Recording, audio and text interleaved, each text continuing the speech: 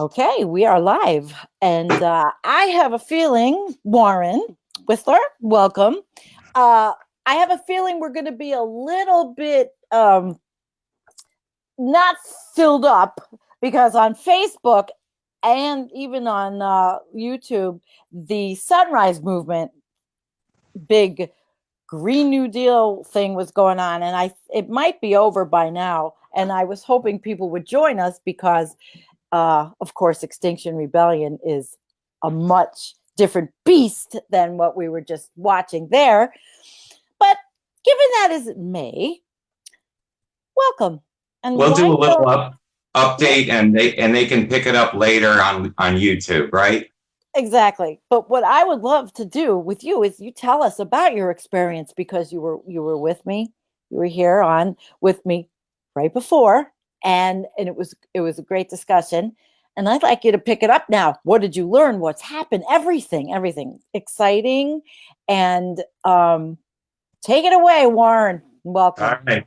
Well, I want to speak briefly about other events that took place on the national level here in the United States as the groups are growing here stateside. Los Angeles, we had 4 arrests.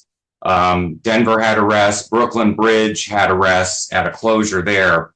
So I thought the Los Angeles one kind of came to mind the most because it seemed that the arrests and the fines involved with that seemed really heavy-handed. So that's a good thing to pay attention to as things progress here. How are the authorities in the United States dealing with us or prosecuting? So, but they all seem to do a great job. There was national news covering Denver, Los Angeles, Brooklyn, and Los Angeles. Hopefully, the media and maybe the celebrity culture around Los Angeles. People buy into the movement, and maybe some heavy hitters come out of those. So it was good to see the stuff in the United States, not near the level of the United Kingdom. So, it's something to aspire to. And we also on the national level, there's a lot of discussions of streamlining the communications within the group into more secure platforms, and our onboarding methods with new members, fitting them into working groups. Here in Tampa, we're still pretty small, so we're still formulating how our group will move into working groups and when that's most necessary, when it's needed, not to overcomplicate our group in baby steps. So, but the working groups take care of things like media. There's one for finance. Mm-hmm. There's a regenerative culture group, art, outreach and training, actions and logistics, and then security. Those are kind of the basics. The New York group in New York City added political strategies as well to kind of be the political radar. And when legislation is online that needs some protest or action around it, then that kind of brings it to the coordinating group.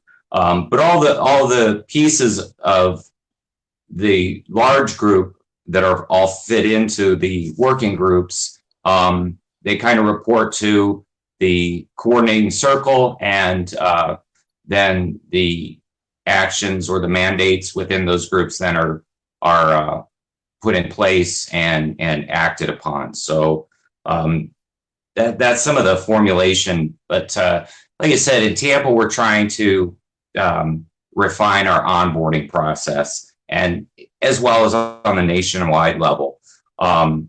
So the other big thing that's going on with the national level, and there's a roundtable. We have roundtable meetings, which are like this, like a video conference. So those have really been bumping up a notch since Week of Action has concluded. So it looks like the national groups are in a process of gaining more cohesion and interconnected with themselves through the national coordinating teams. So that there's a lot of positive, forecast for that in making ourselves work better. Sometimes people refer to as we're building the plane as we're learning to fly it. So, well, you know what? It's better than nothing. Yeah, the refinements. I'm curious where we'll be in a year with the national Extinction Rebellion. So, looking like at Florida and Tampa in our more local group here, our numbers are growing really well. We had a meeting last Tuesday, and that was the highest attended meeting we've had so far. Oh, cool. Coming in just over 20 people, and 10 of us were the regulars. So there's 10 a dozen new people just at that meeting. So we're implementing our communications within the group as new people come on, and refining and securing how we interact and Right. stuff like that. So Warren, how do what do you think the you say 20 people in that area? What are their levels of understanding of the depths of the predicament that we are in? Well, within the Tampa group, there's several other members that are more established. So I've had opportunity to build relationship with them and friendship, and where we free flow and talk off the cuff. And I know several of our members have somewhat pessimistic views of where we're going. I hope. You mean doomer views? Yeah, one guy in particular has turned out to be a real good friend within the group. And the first time I met him, we spoke in those terms of the doomer community. He's connected and knows the spiel and everything.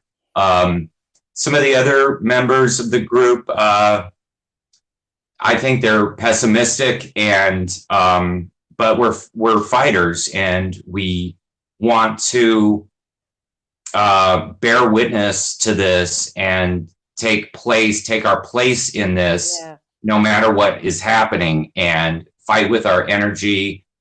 There's people within our group that have children, and we're there to motivate each other, regardless of our level of, is this pessimism, or are we building, toward this monumental success and shift in consciousness planet wide? But we're doing it regardless. Shifting consciousness is really what we're after. Shifting consciousness, and that's just the wins, one person at a time. Yeah. Tell the mantra of XR in telling the truth, and with channels like Environmental Coffee House and the YouTube community, the more people learn and become engaged in this subject, the better chances we have of mitigating and having a soft landing as the consequences kick in and start to ramp up, as to just being blindsided by this. Right. So much of the effort should, is ideally getting people to learn and figure it out, so that it's not such a shock whenever the consequences, start to multiply and ramp up. So is what they're doing.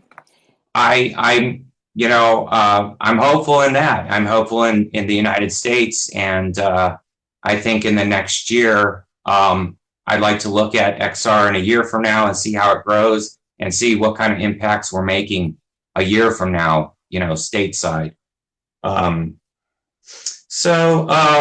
Tampa and Florida in general, we've been streamlining also our intercommunication levels with other groups.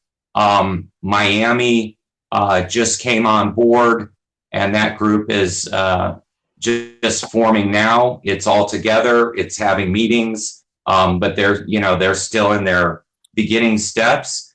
And Orlando, Florida, has also a group that's established. So we're connecting with we're connecting with the other folks in these groups, and then looking at ways to implement communications on a statewide level. And then when the time comes for greater action or greater reaction to legislation or laws, drilling, red tide, all the issues we're going to have here in Florida, to start to look at ways we can take action collectively too, and rally, the groups in Florida together. So I think there's a lot of potential here, ground zero, and it's really the information and people that choose to come on board to strengthen the movement here in Florida. I think Florida should be a very substantial piece of the picture in the United States. Florida is such a red state, but Florida is the microcosm of everything that's going wrong.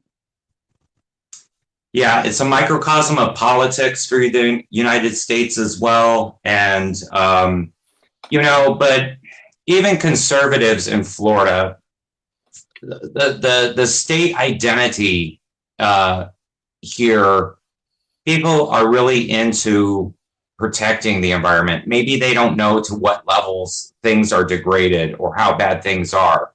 But I think Floridians have a great amount of pride in the environment here. They've just been kind of sold out and left out in the cold as development, is given carte blanche here in the state. So I think Florida can rise up with the folks that are environmentally conscious and want to protect what we have remaining here in Florida. I hear you. So you think that it was an overall success for the first effort? Our week of action, our events were kind of tame. We did 4 separate events as opposed to like a concentrated, extended action. But we were hoping to kind of ride momentum that would occur from the week of action in London and be a component here in the United States without any great risk. Our group is not in a position where we want to risk arrest or go into an action and push for an arrest, at least not right at this, very moment. So, I thought ours were good. We got some local publicity. We got a couple photojournalists out to the events, and local radio had picked up on us a little bit. But we still have a ways to go. And when our numbers start to swell up to, I would imagine, 60 people, and when there's television cameras, we're at an action and it's an important action. I think those are, strategically to put ourselves at risk is what I think is a good formula. And XR, a lot of the reasoning, what's the theory behind the actual getting arrested? It's to bring attention to the group, but then attention to the stand. Yeah. I think arrests too also function And the thing with people volunteering to step up, people are reluctant. But I think when people see that people are arrested for their convictions, it works in that fact in its own publicity. And then people look at themselves and they say, yeah, I wanted to do something, or I wanted to get active for over a year now. And, when you see people being arrested, maybe that jostles people. Yeah. And you don't have to be in Extinction Rebellion and be arrested. It's simply a kind of a tool, if you will, or a way that we can escalate our actions. But we still want it to be kind of like a controlled thing and get the most bang for the buck. I'm not considering an arrest unless there's television cameras there, and maybe half a dozen other people along with me, in a strategic sense.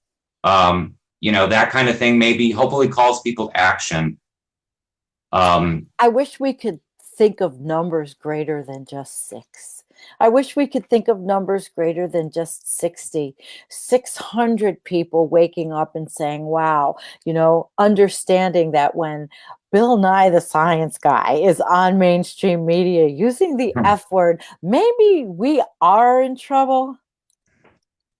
Yeah. I think, like I said, I think there's so much potential here in Florida, and we're trying to steer this ship in the right path and grow numbers, and collectively, in the future, if people from Miami, Orlando, and Tampa, what other groups are at that time, if they come together in one place, in a concentrated action, there should be a lot of power in that, and we'll see when those things start to take flight. What'd you say what the age range was in your group that you saw? I'm going to say roughly 30, from 30 to 55. I'm going to say 30 to 55. We have a couple other members that are above that spectrum and a couple that are below. But I would say generally somewhere between 30 and 55. So you got a good, you represent the decades. You represent the age groups. Well, that's important, I think.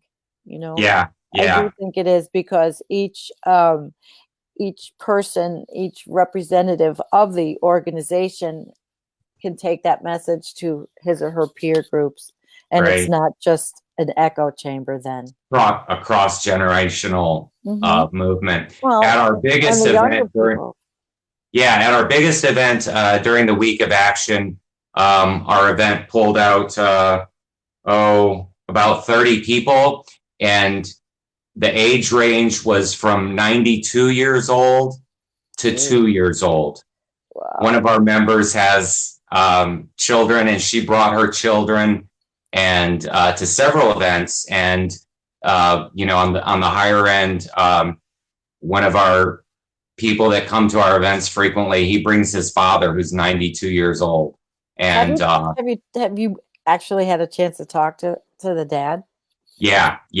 Actually, they were at one of the very first things I went to in Orlando. That was, I think, an organized Florida political group. This was last spring. I made some connections, but eventually Extinction Rebellion wiggled its way to me through one of those people I'd made in those early connections. So yeah, they come to a lot of our things, and it's very inspirational, and they're great people. They do a lot. So. No, that's cool, because I guess if I knew Buffalo did have their event, and it was difficult for me, which really was a drag, because the pictures are great and it's not far from me, and I do hope I get a chance to talk with them at least, but it looked like they did a great job. And what I really liked was, in the pictures, a lot of people were very youthful. They were young, because it's finally getting there. I mean, I have a daughter who's 30.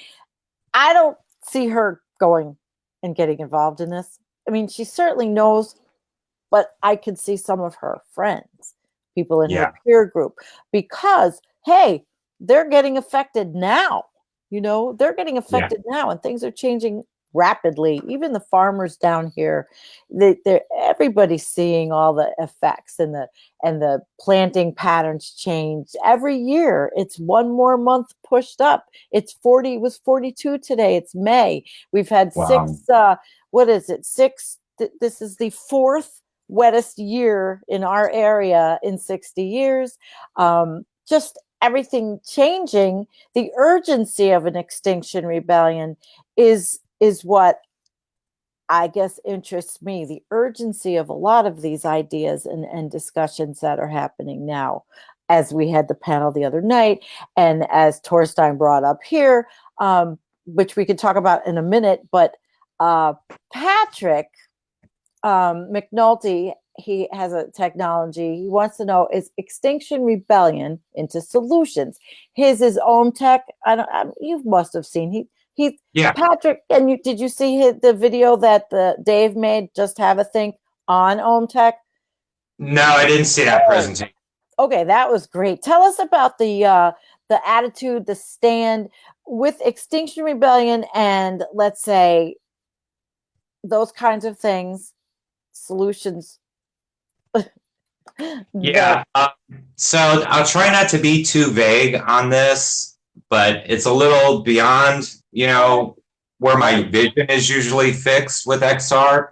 But in the demands and the creation of a citizens' assembly, this is the idea where results would start to come in. A citizens' assembly is set up through Saratition, through working side by side with the government, but also relying on a panel of scientists and specialists as science is struggling to keep up with the data, using the most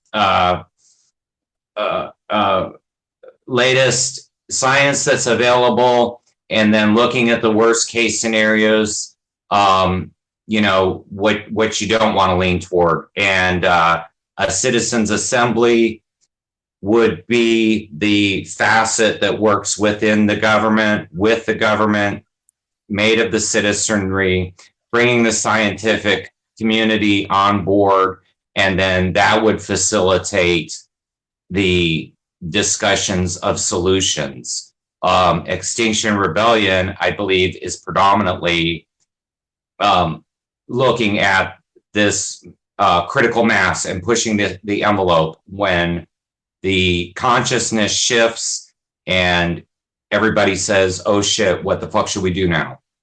So having a citizens' assembly in place that's working with the scientific community, the most up-to-date information, and then dissecting which strategies and solutions seem to be available at the time, which ones have to be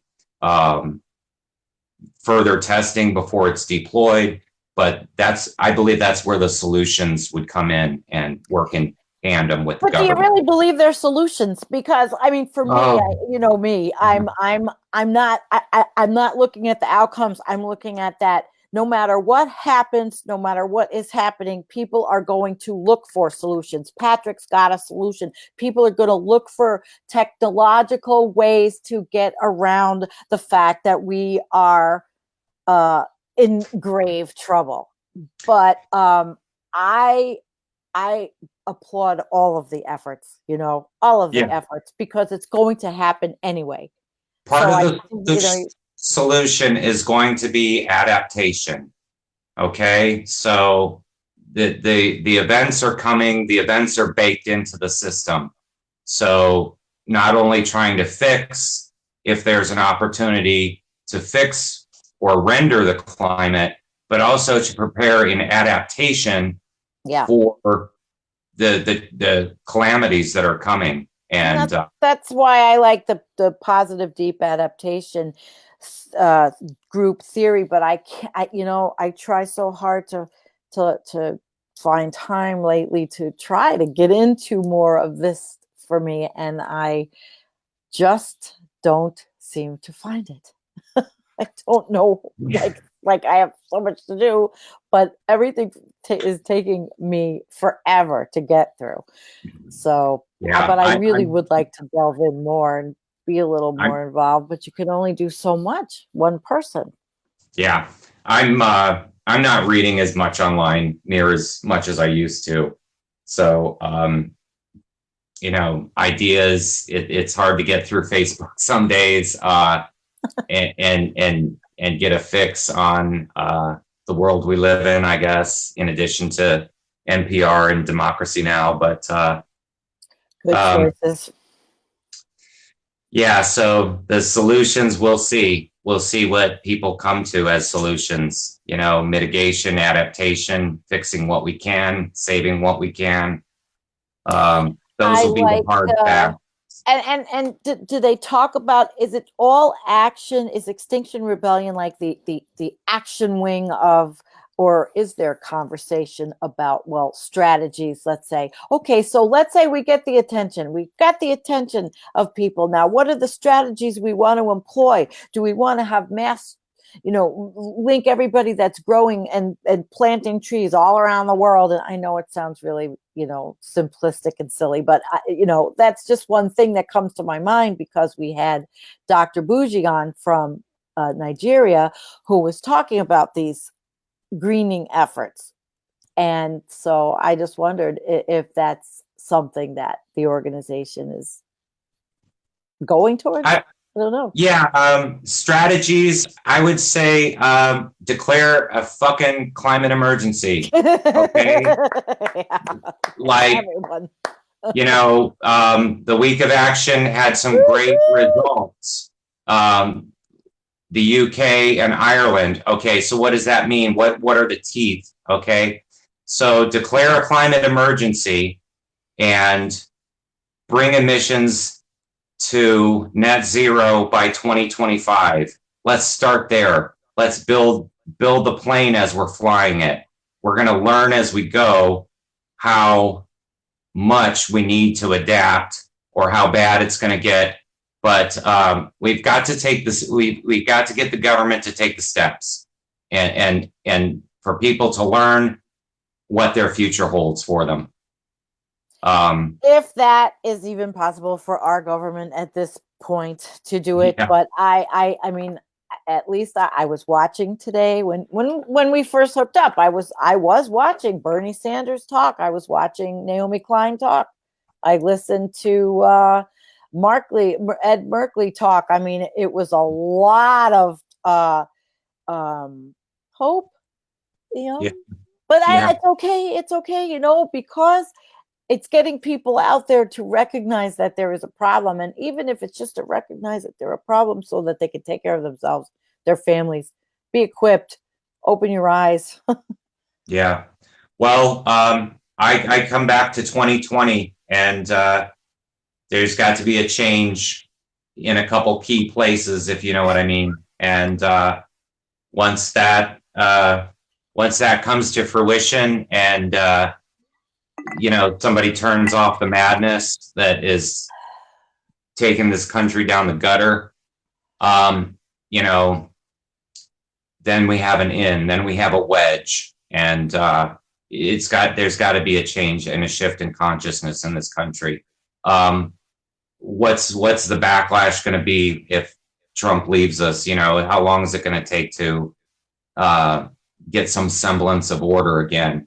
And then with instead of the constitutional crisis our country's in right now, I'm surprised there were no arrests in Tampa. I'm surprised just on because it's Florida, but Torstein said there was arrest in Austin.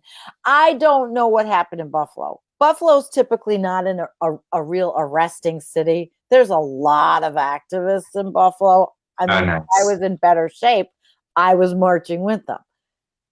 So nobody got arrested. But I don't, I think that the actions that happened in London, though, it was like, unfortunately, I hate to be just a bystander or a viewer. It was like I was watching Standing Rock again, only I was watching XR in London and feeling the passion and wanting that self to, I want to be out there. I want to be out there. Yeah, you want to feel that energy. Yeah. There's an energy to it, and A lot of us do, but thankfully there are people like you, and there's people that can do it, that can get out there and that can put themselves on the line, or potentially there's all kinds of ideas out there for that kind of thing, putting yourself on the line. I mean, geez, just doing the debt jubilee is really basically making the decision that we are collectively saying, bring the house down, because this is how bad it is. We will give up everything. But the rich people, the wealthy people won't. That's the problem with that one. We'll all be the ones that are suffering. They won't. I don't have it all thought out. I just, absolutely not. I just like to introduce the topics. There was a lot to think about in that presentation, and my hat's off to all of you who took part in that. That was very engaging and informative. I thought the guy Kevin with Black Bear News, touching on like gas strikes and boycotts, I think that was one of the better ideas that came up in that side conversation, and a way to get things more radical, or to do damage where damage needs to be inflicted, like the fossil fuel industry. Yeah, man. Hi, Trevor. Trevor says, do you people know there is a problem? I believe they do know, but fear can keep you in denial. Humans are in fear, and you can see it and you can hear it. Wow, that's pretty heavy. Yep. And then Torstein came back and said, fear of not doing squat. Well, honestly, it is a fear of there is a fear of not doing squat. I mean, seriously, because you take away what we know, what we do, what we see, and we read, and then just turn on the TV and look at home and garden television or any of this stuff that's on, and people are just going mindlessly through their day.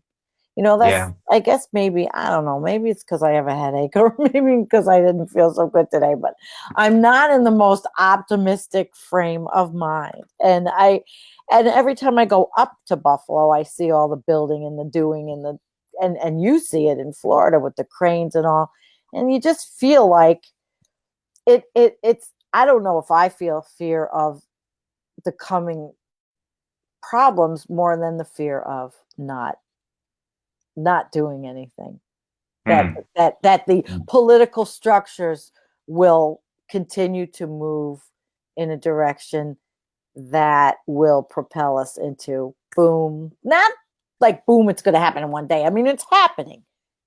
Right. We are in the throes of this problem, this predicament right now. But again, I never would ever put down any efforts. Like even with Trevor. Trevor's he's from British Columbia, and Trevor Andrew is a water expert, and he has a system that he can go in and for municipal water systems and all kinds of things. He's got a pretty good. You know what, Trevor? You should give me your link again, and I can put it up. But Trevor says fear of being frozen, absolutely frozen.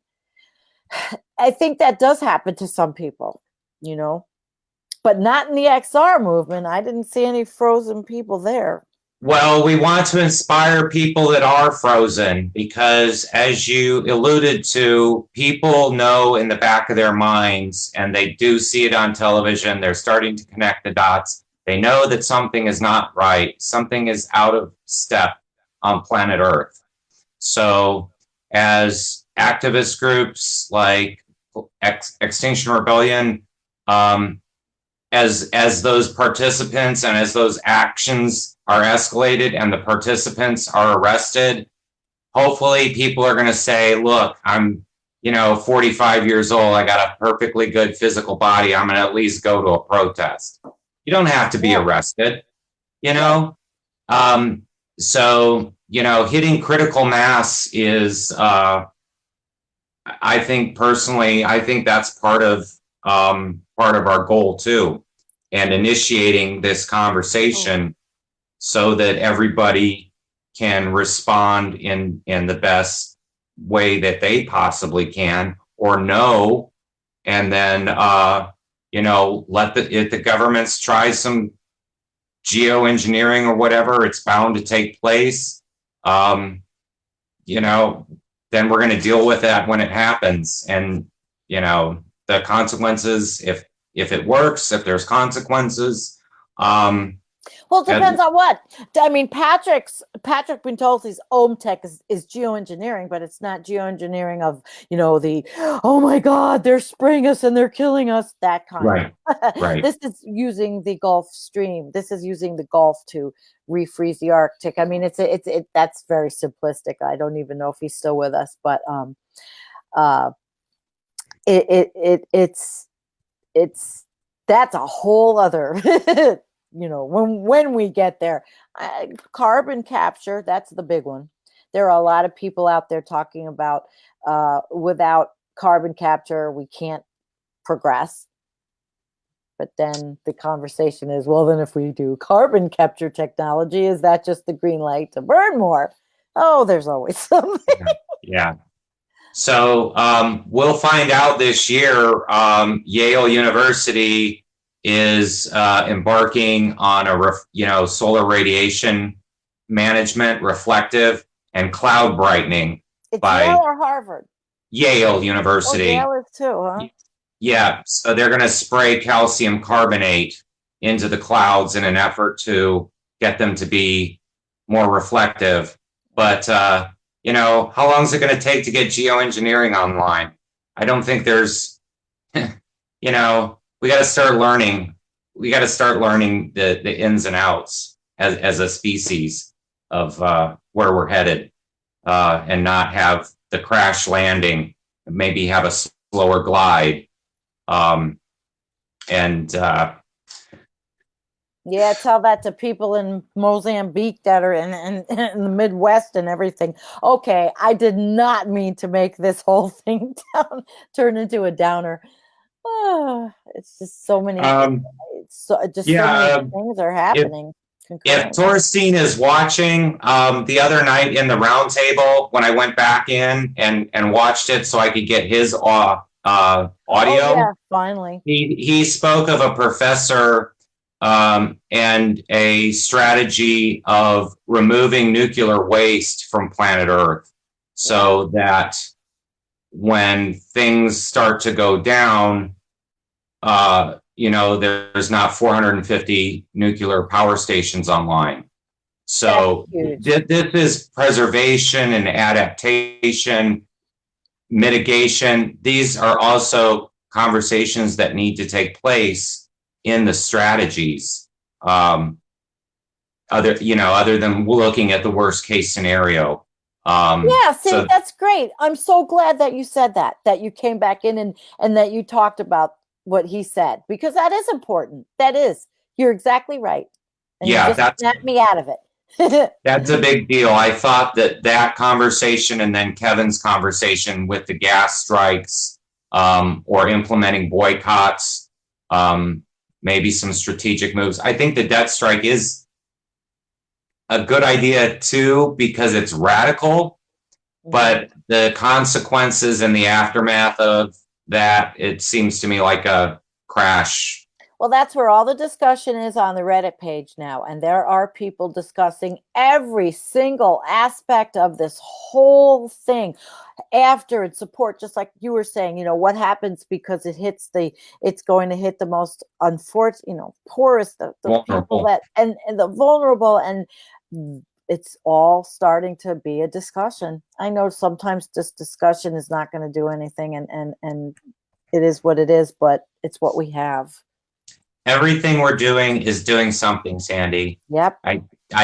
I saw your channel 2 years ago, and now I have the opportunity to talk and visit with you and reflect on, what I'm doing along with you and what all these other people are doing, just by spreading some of the information.